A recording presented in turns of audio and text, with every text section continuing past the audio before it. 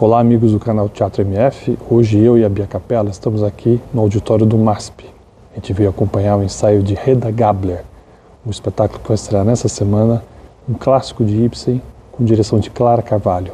Nós assistimos o ensaio e antes conversamos com a Clara, que conta toda a importância dessa peça especial, mas da obra do Ibsen para o teatro mundial. Vale a pena acompanhar. Clara, me conta, como a gente pode classificar Hedda Gabler na obra do Ibsen? A importância dessa peça na obra dele?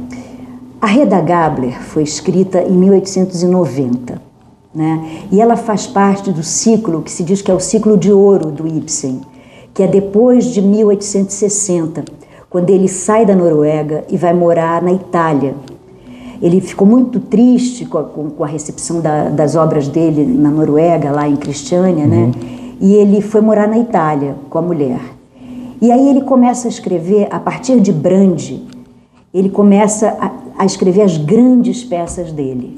E a Hedda Gabler faz parte desse ciclo final de peças, de 2 em 2 anos, a partir da década de 60, meados da década de 60, a cada 2 anos ele publicava uma peça nova, escrita sempre fora da Noruega. Ele passou 26 anos longe da Noruega. E a Hedda Gabler é uma peça que ela é... Eu pessoalmente acho ela um pouco diferente, assim, muito especial na obra do Ibsen, porque ela é uma peça muito seca em termos de texto, ela é muito direta, a linguagem dela, não tem nenhum, como a gente chama, bife, né, solilóquio de um personagem. É uma peça que é na base da conversa mesmo, do jogo entre os personagens. E tem essa criação dessa personagem sensacional, feminina do Ibsen. Ele tem uma galeria de personagens femininas muito bacanas, né? Que tem a Rebecca West, tem a Hilda Wangel, que aparece em 2 peças, tem a Thea Elvsted dessa peça também, Sim, que é uma mulher muito interessante, a Nora, da Casa de Bonecas, né? São sempre essas mulheres que rompem as estruturas patriarcais da época. E o Ibsen, agora a Hedda é a personagem mais enigmática feminina do Ibsen, é considerada, e eu também acho que seja, porque ela não tem, você não sabe muito bem de onde vem o desconforto dela, a inquietude, o mal-estar existencial que ela tem, vai além de uma questão, assim, até econômica, ela não se sustenta economicamente, né? Mas ela não gosta de nada da vida dela como mulher, né? Eu sempre digo assim, ela é convencional demais para romper as estruturas, como a Nora, como a Thea, e ao mesmo tempo ela é muito desajustada para ficar na estrutura em que ela vive.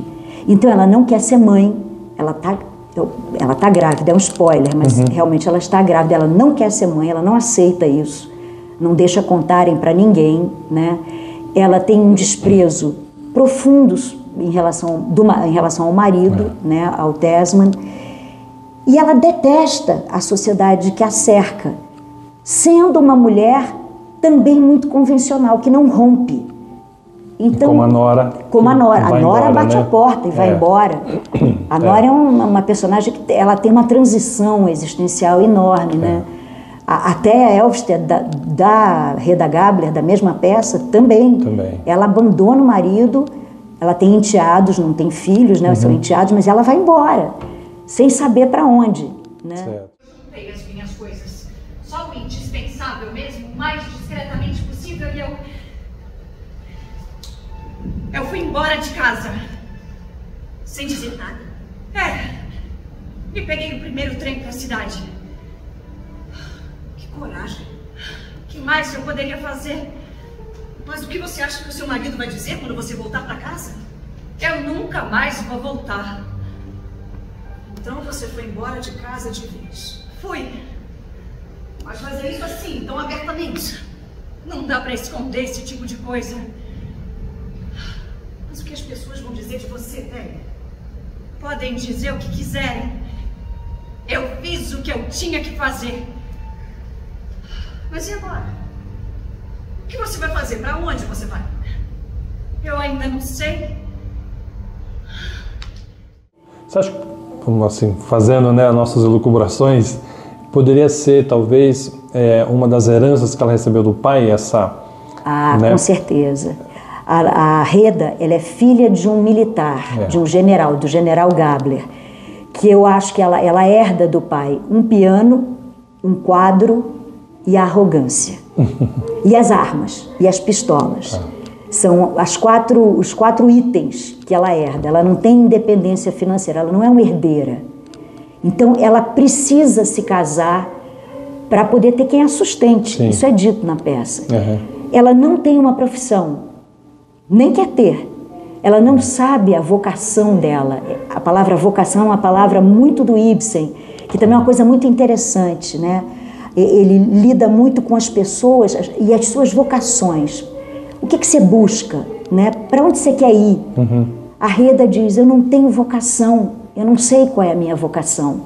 Eu só sei que eu vim ao mundo para morrer de tédio. Eu vou morrer de tédio.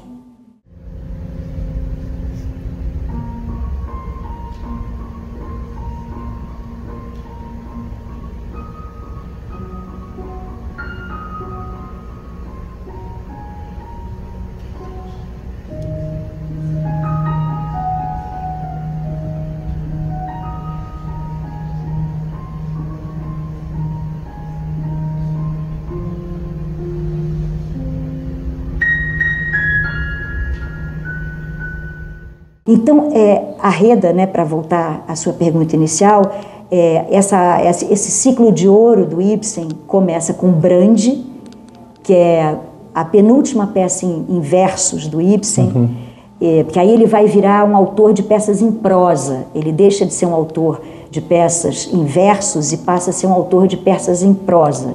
São as peças realistas, né, que começam com o Brande e vão se fechar lá na frente, em 1900 e pouco, com a última peça dele, que é Quando Despertamos Dentre os Mortos, que aí já é uma peça simbolista. A Reda se situa na fase realista dele, né, que é a fase de Casa de Bonecas, Rosmer Home, Espectros, a Reda Gabler, a Dama do Mar, são as grandes peças. Né? Se não me engano, Freud tinha muita admiração pelas personagens femininas dele, e Reda em especial. Também. Esse enigma que ela oferece para quem estuda, um desafio, né? É um desafio. A Reda é um espetáculo desse ponto de vista. O Freud tem um artigo naquele livro que como Arruinados pelo Sucesso, que ele faz um estudo de Rosmer Home, que é a casa de Rosmer, e o Macbeth. E no Rosmer Home ele analisa a Rebecca West, que é essa personagem feminina, que é um pouquinho anterior só à Reda, que é uma mulher libertária, que vai viver com um homem sem ser casada, vai ser a terceira num casamento. E ela faz esse homem, que era um homem muito convencional, um pastor protestante, romper com tudo. Ela não quer se casar com ele, aparentemente, mas quando ela consegue, quando o casal meio que consegue ter a liberdade, as coisas não funcionam. Eles são arruinados pelo êxito. Olha lá. Sabe? O Freud tem um artigo sobre a Rebecca West, que é muito interessante. E ele tem uma profunda admiração pelo mergulho psicológico que o Ibsen faz nas suas mulheres, principalmente. Né? E a Reda, ele era fascinado com esse personagem, que ela é uma mulher dark. Né? Reda, querida, seja muito bem-vinda. Bom dia. Chegou cedo. Gentileza sua. Eu queria saber se a noiva dormiu bem na casa nova. Dormi? Obrigada. Razoavelmente. Como assim, Reda? Você dormiu como uma pedra. Ainda bem, não é? Precisamos nos acostumar logo com as coisas novas. Ai, não, o empregado esqueceu a varanda aberta. Está entrando tanto sol. Eu vou fechar. Não! Precisamos mesmo de ar fresco. Com todos esses buquês de flores, esse cheiro. Ai. Não quer se sentar? Não, obrigada. Eu já vim por aqui, está tudo certo. Graças a Deus. Eu tenho que voltar para casa. A minha irmã, coitadinha, está lá, deitada, me esperando. Mande um beijo meu pra ela, tia. Mais tarde eu vou lá fazer uma visita. Claro, Jorge. Arthur, eu quase ia me esquecendo. Eu tenho uma coisa para você. Pra mim?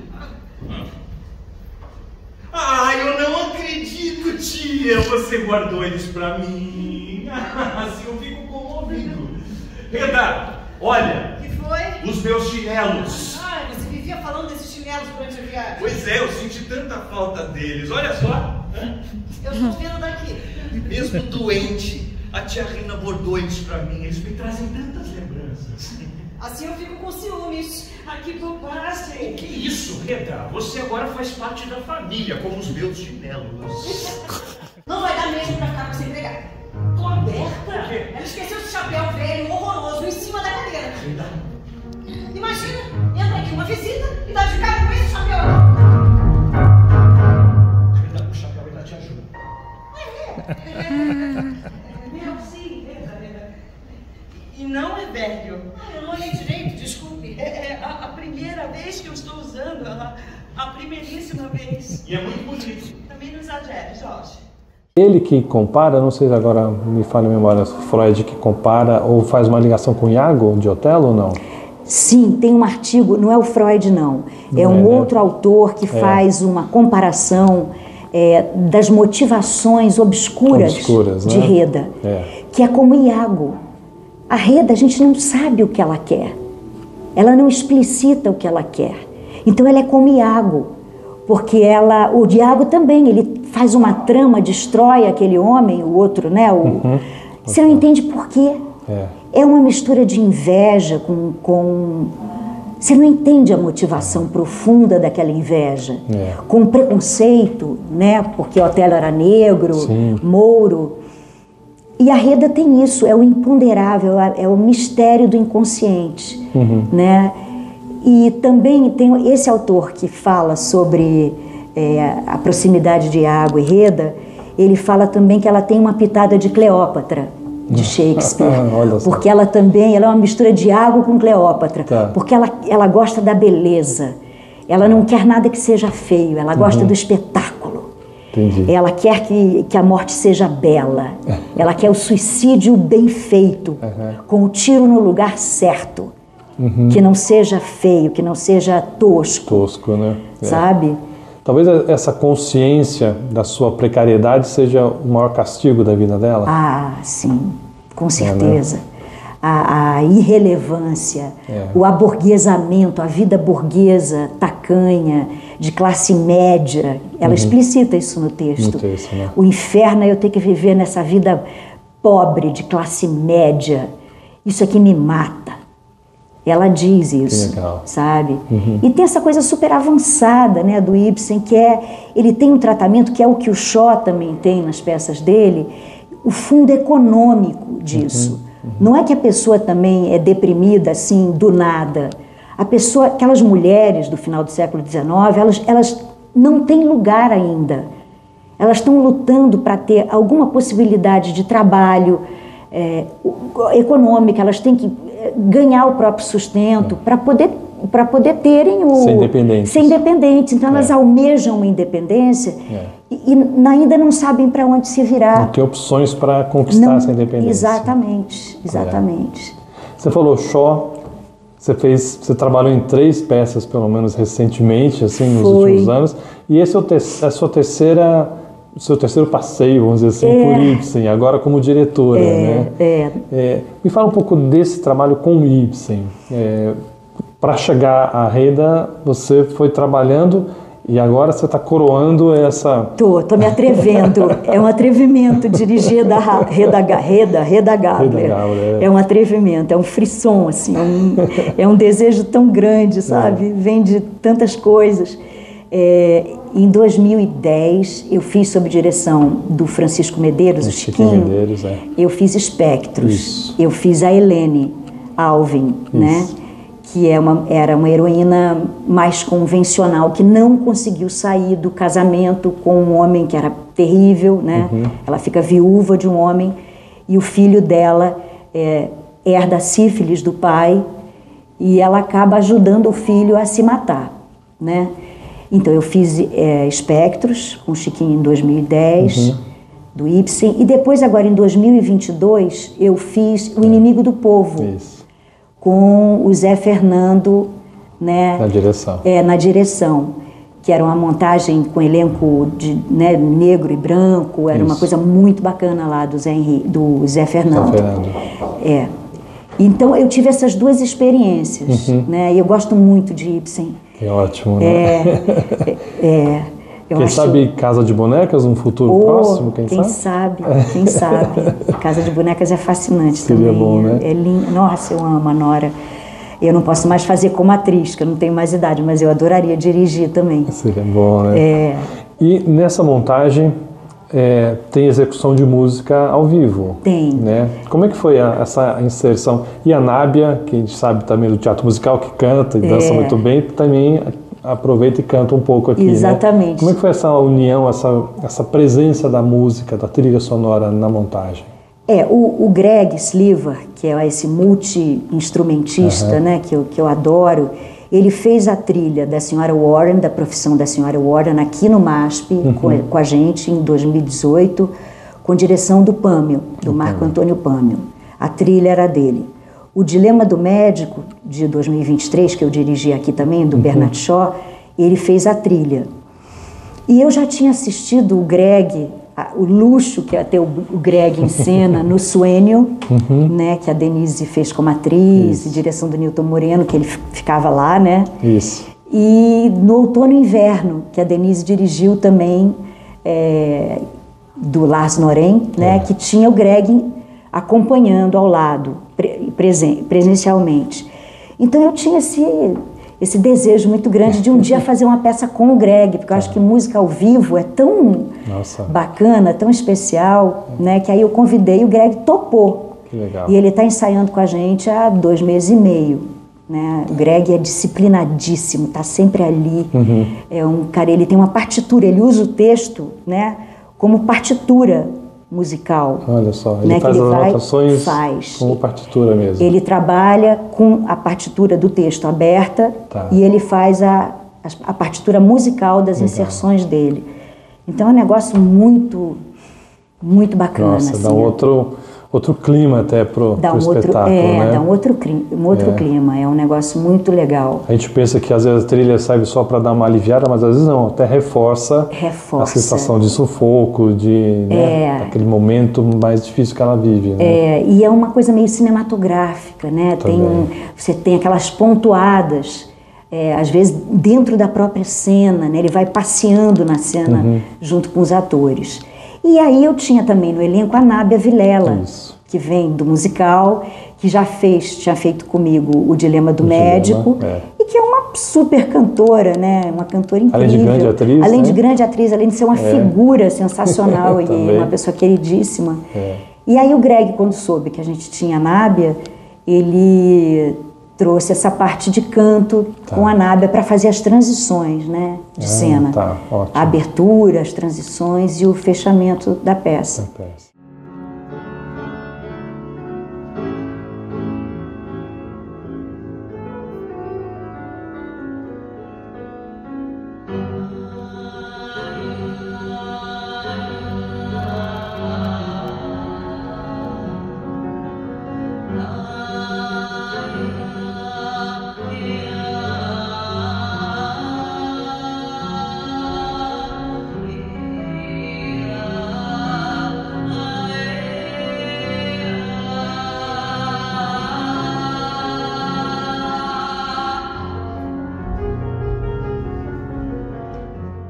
E a Nábia faz a criada, a empregada da casa, a Berta. E aí ela fica do lado, né, porque é um personagem pequeno, tem poucas intervenções. Ela pontua no microfone, quando chega alguém, sai alguém, ela cuida daquela casa. E ela fica fazendo tricô, um tricô interminável, do lado, porque ela é uma observadora, ela é uma espécie de coro de uma pessoa só. Ela é um coro solitário, testemunha daquilo tudo que vai acontecer naquela mansão maldita, né, que ela sabe desde o início. que aquele negócio não vai dar certo. O negócio não vai dar certo. Ali está fadado ao fracasso. Exatamente. Desde o primeiro momento, ela abre a peça, a gente já vê que ela sabe para onde aquilo vai embicar, como um coro. Sim, exato. Né?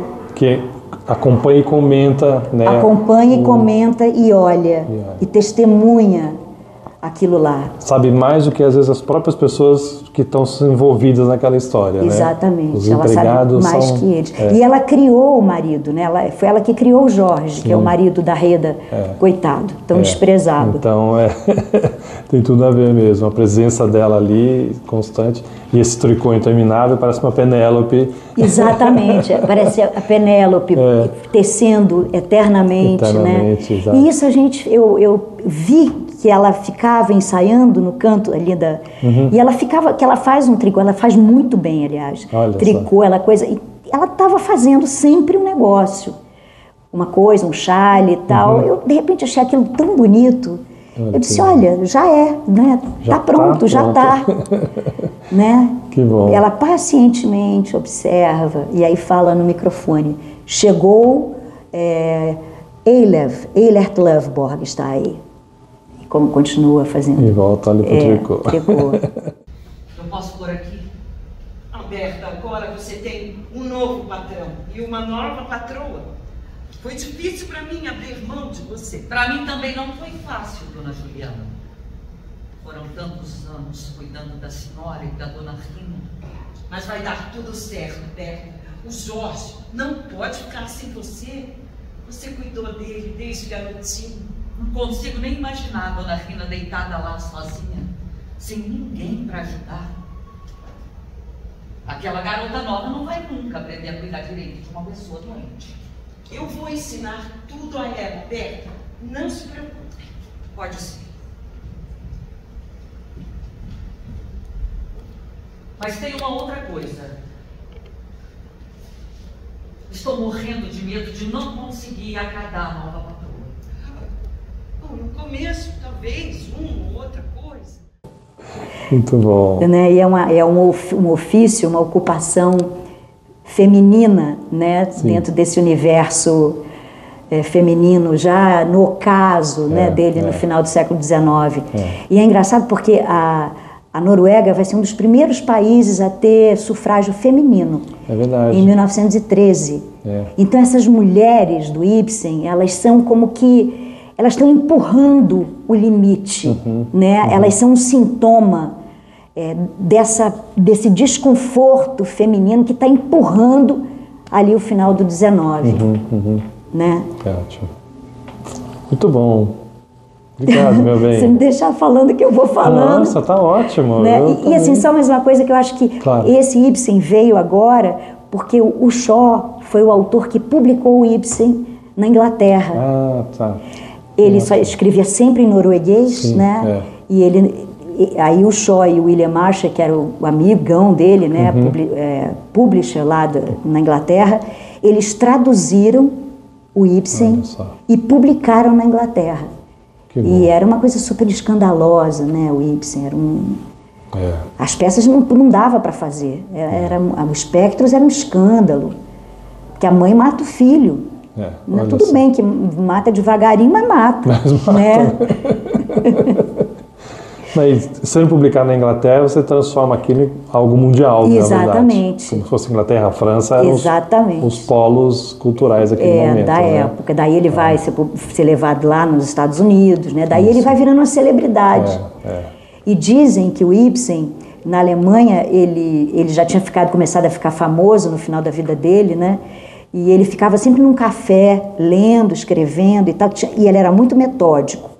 E aí ele ficava em Dresden, nesse café, e ele virou uma atração turística, as pessoas passavam para olhar aquele velho, barbudo, né? E um dia ele foi embora. Mas aí o tal do café contratou um homem, tipo um Papai Noel, que ficava lá para não perder a freguesia, que ia lá para ver o esperto. Esperto. Esse é esperto. Aí ele já era uma figura, né? Que legal. Legal, meu bem. Obrigado. Obrigada. Poxa.